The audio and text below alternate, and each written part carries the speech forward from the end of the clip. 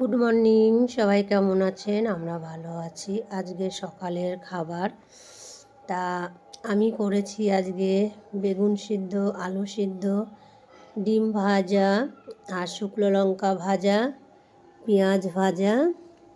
আর ওই পেঁয়াজ ভাজা লঙ্কা ভাজার তেলটা তুলে রেখেছি, ওটা দিয়েই সিদ্ধ মাখাবো।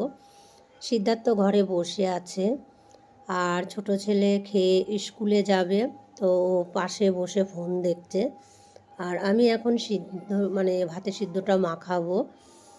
তো যাই হোক, প্রত্যেক দিন একই রকম দেখানো হয়, তো আমাদের সব ভিডিও তো একবারে সব দেখানো যায় না, তাহলে অনেক বড় ভিডিও হয়ে যায়। তাই আমি এক এক দিন এক এক টাইমেরই ভিডিও দেখাবো। আর ছেলেকে নিয়ে ভিডিও করি, সত্যি খুব কষ্ট হয়।